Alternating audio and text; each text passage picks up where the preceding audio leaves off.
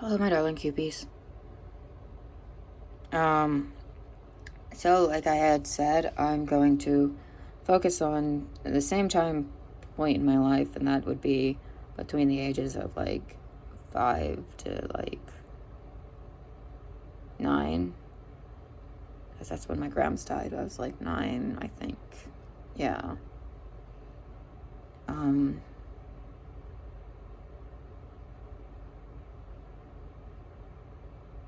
yeah, 9. So she used to live in Fallensby, West Virginia, in this house that was yellow with white trim. It was on a road called May Road. Um, and it was a lovely place, you know? It was the only place where I could actually just be a kid. And don't get me wrong, I mean, it wasn't ever like perfect either, because she and my mom always had disagreements and stuff, because my mom was really in the depths of her addiction at this point, and it was causing a little bit of conflict between them, especially in how that has affected some of my younger siblings. So yeah, but the moments in which I was able to spend at Grams's house were my tiny reprieve. School was its own brand of hell.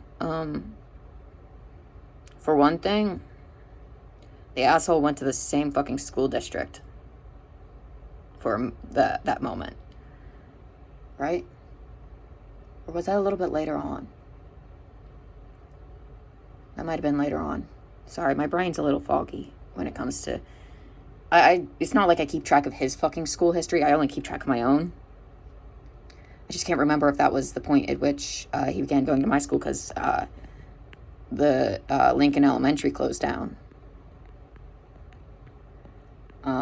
That's just... I feel like this happened around the same time. That's why it's... Yeah, and then like... But I was being bullied perpetually at school anyway, regardless. So even before then, school was not much of a reprieve or an escape for me. In my earlier years, the elementary school years, so what I did was I chunked my life into these little tiny categories. There's my infant years, there's my preschool years, which kind of bleeds into the infant years. One bleeds into the other, actually, because I went from going to daycare to going to preschool in the same location. It was the same building. They were both, which was really cool. So yeah, I went to preschool there and also went to daycare there, prior to being old enough to go to preschool. So yeah, it was nice. Those were good years. There was... Everything was okay. It's when I reached the age of kindergarten that everything kind of went to shit. Which time in kindergarten? I feel like it was the second trip in kindergarten. First trip was like first attempt. Second time I did kindergarten, because yeah, I got held back a year because my autistic ass just didn't feel like following the instructions. The teacher would be like, okay, you have to pick this color and color this shape with it. And I'd be like, all due respect, but I'd rather color it this color. I understand where you're coming from. Like, I would have a whole debate about it and everything. It was wild. Yeah, but I don't know. God, I'm not gonna lie, my nerves are fucking shot. I'm very nervous. I can't believe I actually uploaded that video. Like, holy shit, I did that. Like, not only did I open my stupid mouth for an hour and then some, but like, I uploaded it.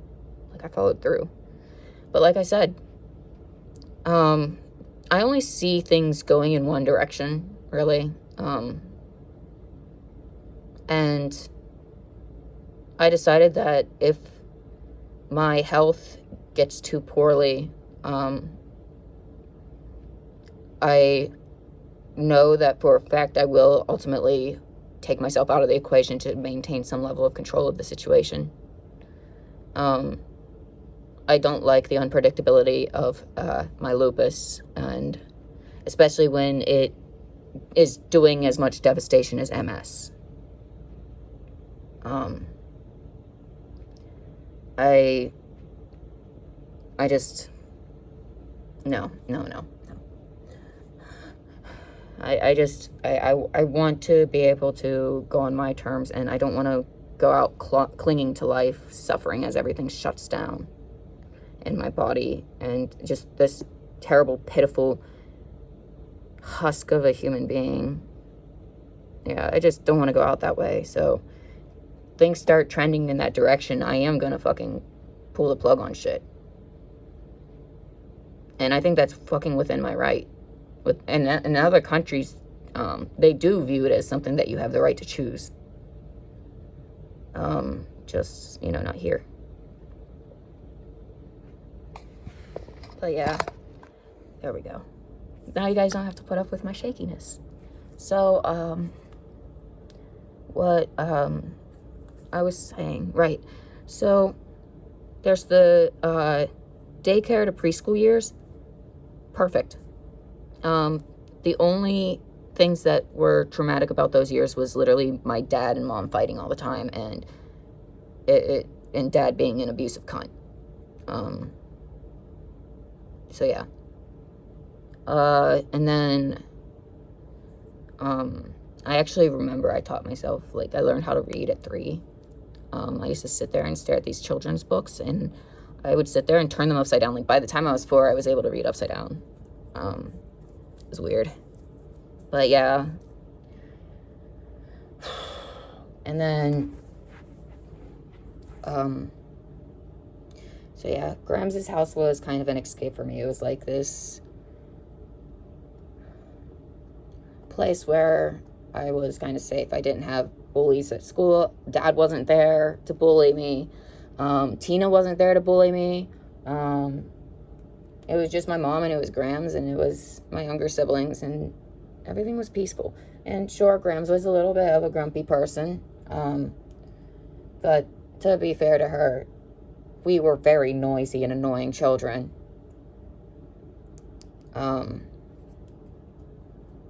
So, yeah. And I can imagine that she probably wasn't exactly very thrilled with her lot in life by that point, where she, like I said, was just waiting out the clock to basically go the same way as my Grandpa Bucklew.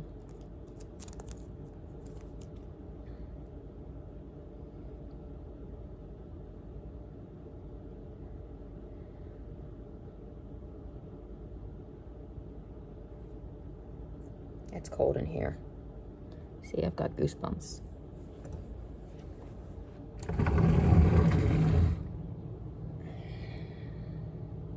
This is my game all day long. Close the door, open the door, change the AC setting, close the door again. Nope, close it a little bit less. Nope, a little bit more now. Nope, it's never right. And sometimes I wonder if, the traumatic shit I went through, might have, played a contributing role to, I don't know, some of the stress psychologically. I wonder sometimes if it, played a role in, my physical health going to shit. But yeah. So, like I said, I had no friends in school, and I remember it was the early 2000s, and I wouldn't be able to sleep.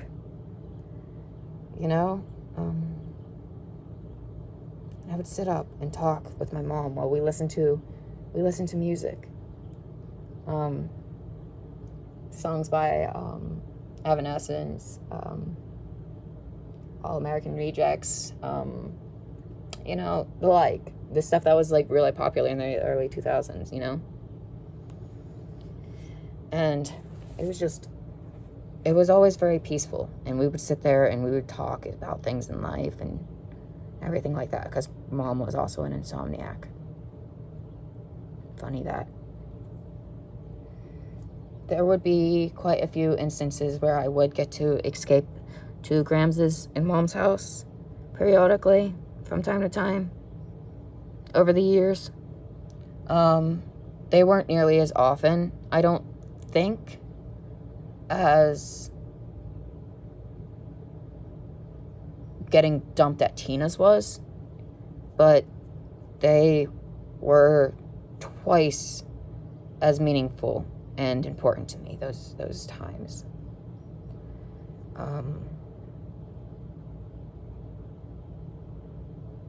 I actually really miss her house. And I miss that part of my childhood a lot. Because, like I said, that was a actually pleasant part of my childhood. She would be watching things like Law and Order or Charmed. Oh my God, I remember she used to watch Charmed with Mom all the time. And Law and Order and CSI. Sorry, God, Jesus, if I could only speak English. CSI Miami. Yes, that's the one, Miami. Because it had that ginger bloke in it. And a bunch of other shows like that. She was really a big fan of. And she also really liked to watch, every year she liked to watch this, she liked to watch, every year that we had the Winter Olympics going on, she loved to watch the, figure skating. So, figure skating kind of makes me think of her. In a weird way. Just like the color yellow does. And I reckon that that's a big part of why yellow is my second favorite color. And oftentimes it sometimes shifts into the first place. Depends on the mood and the day. But, yeah. As a matter of fact, it joined the ranks of favorites either just before she died, because I had already begun to feel really safe at her house, or just after. Because by this point, I was able to distinguish, okay, here are safe places, here are not safe places. And safe places, there was one. And it wasn't home. It wasn't school. It was Gramps' house. It was always Gramps' house. And oh my goodness, did I have the fondest memories. Sometimes for Halloween, we would be there. And we would go trick-or-treating or something. Mom would take us out. Dad would throw a big fit about it because he went against everything Dad believed in. But Mom, she wanted us to have fun childhoods because she wasn't, dead inside. Or, a heartless bitch. Like my dad. So she would take us, trick-or-treating, celebrate holidays and shit with us whenever she could. It's just he tried to limit that as much as possible. And, by later on in life, those were no longer even something we got to even entertain the idea of experiencing anymore. He was just like, nope, done, banned. And that was it. No fun, no more, illegal.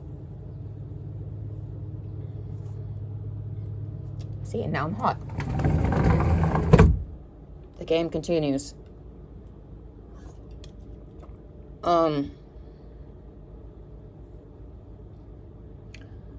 So yeah, we would sit up and we would talk about all kinds of things. She would talk about her mom. Oh man, I loved it when she talked about her mom. She would tell me so many stories of what her mom was like when she was alive. Or she would tell stories about her dad. She would just, I don't know. It always felt really nice sitting and talking to my mom because it felt like she was the only person who actually wanted to talk to me like I was a human being. We would talk back and forth, and I would ask her questions, and she would answer them. And honestly, as a child who was way above the average intelligence and way ahead, now, trust and believe me, I've made up plenty for that. Turns out, you endure enough trauma, your brain kind of gets fucked and rewired and shit, and a little bit of the intellect gets a little bit fucky. Or maybe it just gets completely tripped up by the depressive overtones. And the will to live makes it hard to actually care to be smart. Maybe. But, yeah. God, how stupid. So some of the best memories I have are spent with my mom and my grams. Over in Fallensby in that little yellow house.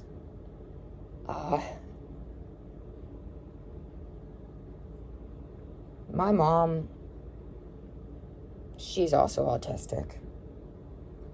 She didn't get diagnosed because she's a woman and they didn't diagnose that shit in women yet, really, that often, unless you were, like, an extreme case of being, like, non-verbal and all that good stuff, like, needing extra support and that.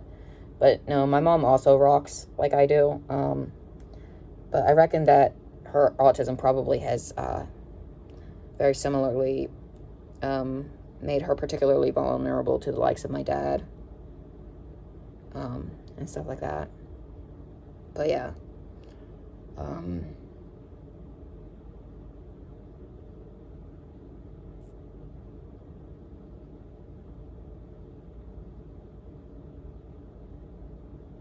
I don't know how to paint it for you guys. I don't know how to paint, like, how much of a heaven this place was compared to everything else around me. Like, and the thing is I don't think I even actively realized it at the time on a conscious level. On a subconscious level, I'm sure I did, but I don't think I actively realized it on a fully conscious level how much safer I felt there. The fact that this had become my safe place, and the fact that these would be some of my most comforting memories to revisit, even in adulthood. Many a night, I will lay there and listen to music that my mom and I used to watch the music videos to on TV at the wee hours of morning, and I would just sit there and mentally climb back into those memories, just so that I can hold on to the feelings that they invoke a little longer. There are certain feelings that I experience in my life, so fleeting. I often wish I could bottle them, because those fleeting feelings are the only fucking thing I really feel I have left anymore. And they are more and more fleeting, more and more rare.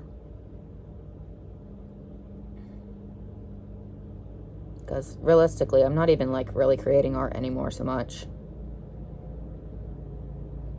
Realistically, I'm not even getting out of my own way. Oh, gee, I'm gonna write an album. Yeah, sure you fucking are. You've been saying that your whole goddamn life.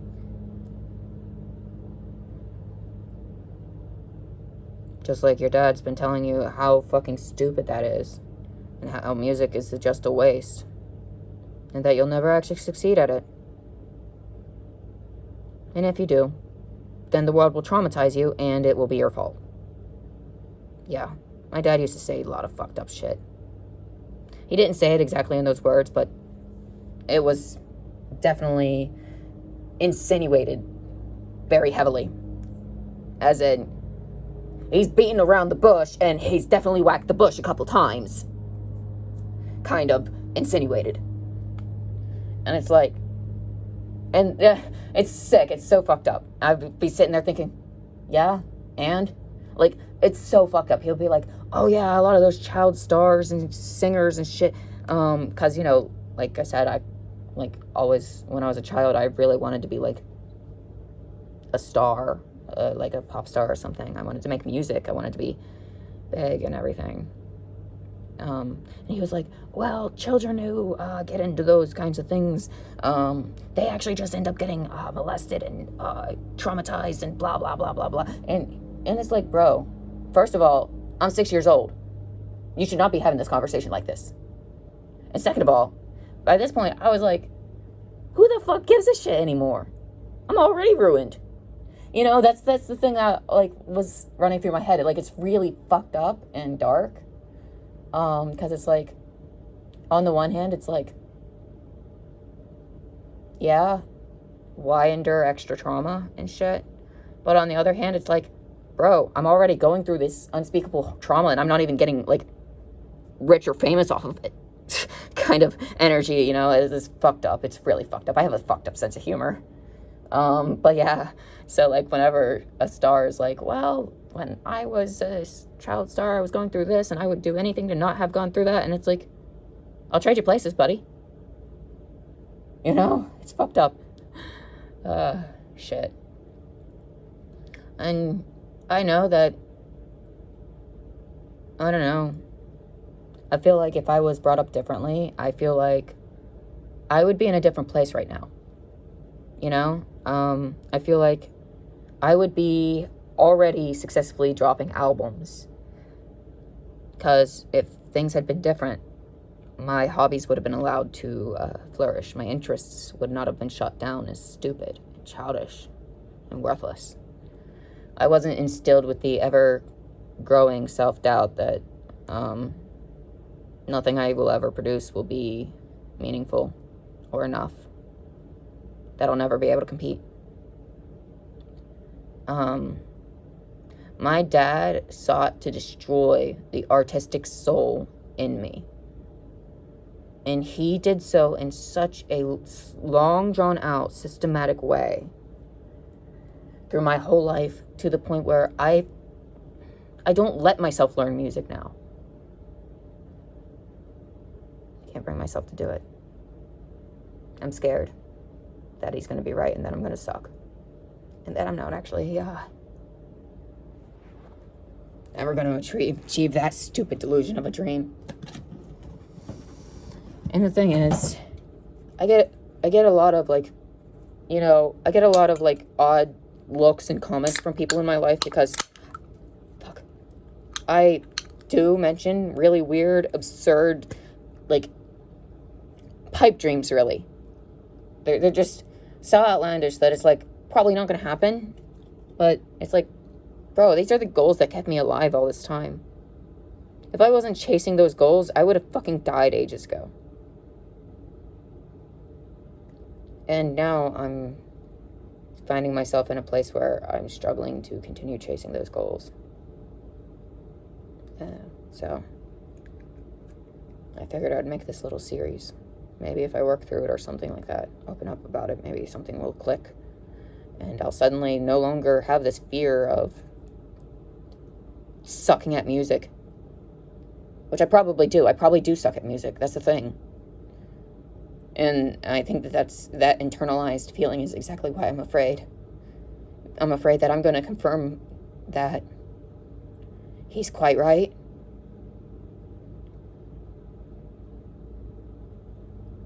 And I don't think that's a pill I'm ready to swallow yet.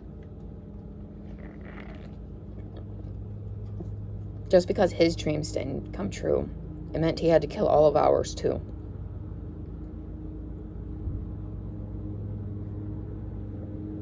I still hate him for that too. My favorite was when we were at Grams's and he was not there.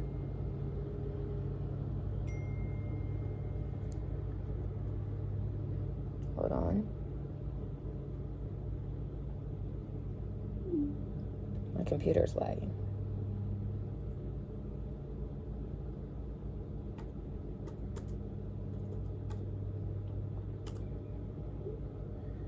Yeah. Cassie's going by Ellie now, by the way.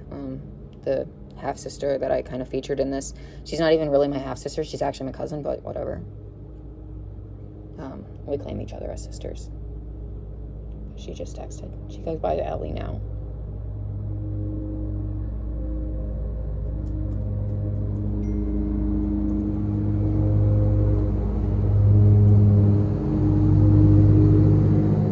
They're mowing the grass again.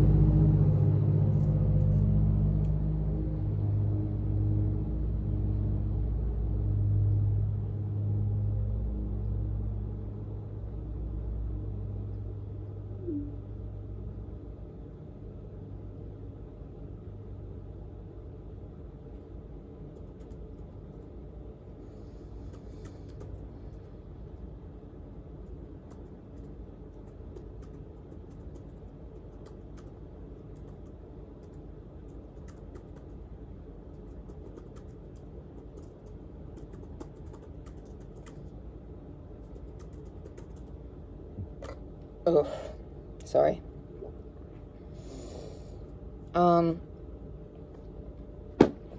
Keeps throwing my entire focus.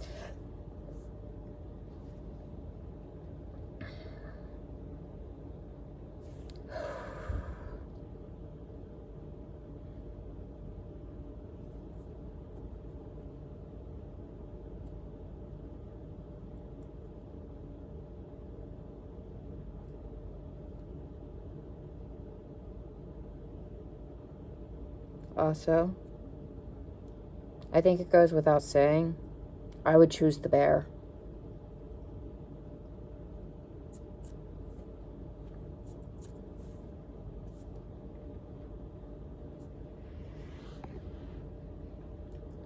I would rather get shredded to bits slowly and agonizingly by a wild animal that is 4 times my size at least than ever endure the kind of things that a man might have in mind.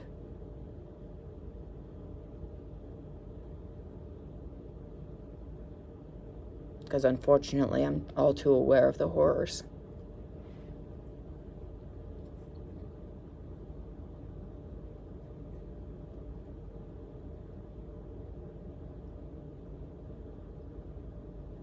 I hate when people try to fill me with hope.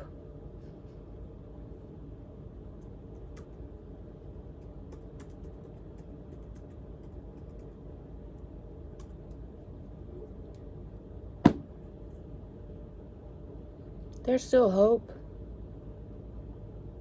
Is there? Like I said, any one of these things on their own would have been easy to manage. The autism, even the ARFID being paired with the autism and the OCD. But the PTSD, the depersonalization and derealization that I deal with, dissociation, did I mention that one? I can't remember. And then on top of that, my physical disabilities, and then it's like I've got multiple types of trauma compounding from different directions, and and then now I look out at the future and I struggle to feel hopeful about it too, because AI is taking over everything, the economy's in the shitter, I'm still homeless, and doing a really good job. We're almost midway through the month, and I still have barely touched my I'm not even halfway through my I'm barely halfway through my trail mix rations this month. So yeah, I don't know, I feel pretty fucking accomplished about that. But to be fair, it's kind of hard to be overly hungry whenever it's summertime and everything's just a fucking trigger all the time.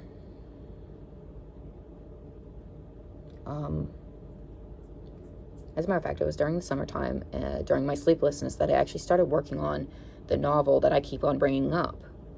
There is a novel that I've been working on since I was a child. It's a tragedy. A dystopian sci-fi horror tragedy.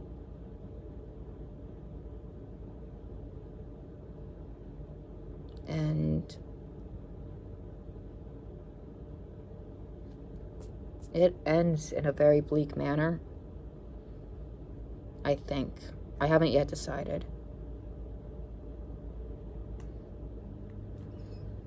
Because either it ends in a really sad way or it ends in a really happy way, and there's no in between. As an author, I feel torn because I kind of want to do both. So yeah.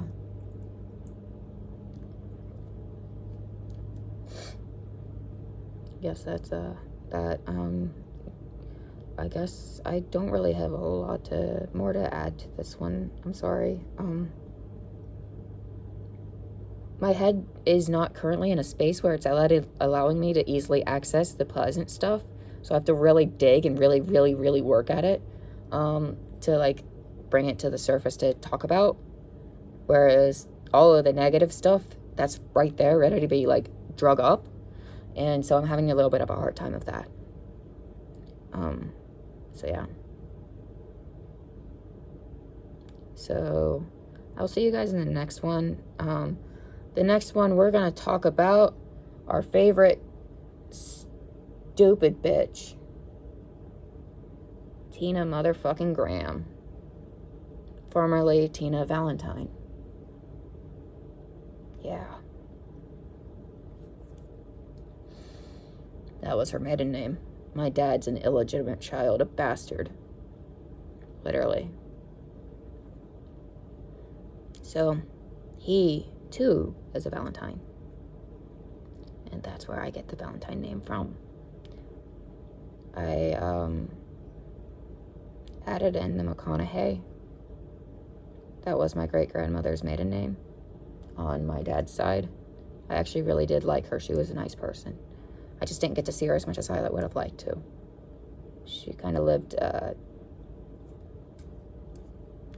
little bit of a drive away, which is kind of a lot to deal with children.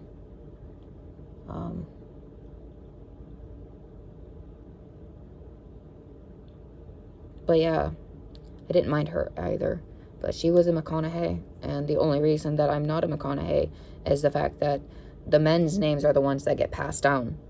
So if it were the other way around, I would be a McConaughey right now. So simply because I refuse to allow that name to be lost, I kind of was like, nope, we're going to put that into the name. That's fucking hyphenated now, bitch. So that's something I'm going to actually legally do as well. Like, it's not just something I'm just doing for the hell of it. I'm planning on actually legally changing it in that manner. So yeah. I will catch you guys in the next one, like I said. The next one, let's start talking about fucking Tina's bitch ass. She's nothing but a liar, and I don't trust her for anything. Oh, well, I guess you can trust her to destroy children, but other than that. So I will see you guys in the next one. Sorry that all the topics are really bleak today. I'm hoping that once all this shit's off my chest, maybe I'll actually, like, be able to focus on something more positive for a moment. But yeah, and if you're wondering why share this stuff publicly, it's like oversharing or something. Like I said, they have to answer for their crimes. They've gotten away with so much for so long. And the only revenge and the only way that I can ever get any kind of closure or any kind of tiny bit of revenge or satisfaction even is by ruining the public perception of not one, not two, but 3 whole narcissists. Look, I generally don't have a problem with narcissists, but only whenever they are abusive cunts who refuse to actually fucking deal with their shit. When they actually, are struggling and not meaning to hurt people around them, it's different. But these are people who have acted intentionally and knowingly to harm innocent children at that. So these are some narcissists I don't give a shit about, and they can fucking rot. They just also happen to be the ones in my family. My biggest fear is that I would turn out similarly, that I would also be a narcissist. I hope to God I'm not. That's a miserable life. But I don't think so, really. Necessarily, I think that, I don't know, I'm too soft. Everything hurts too easily. And you're probably thinking, oh, well, that's anything. No, everyone else's feelings.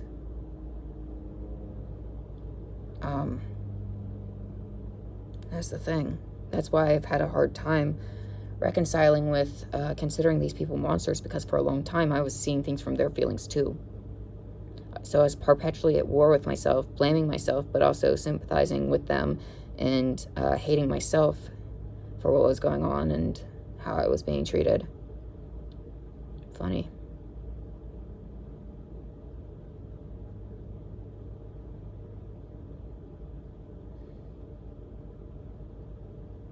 That's okay.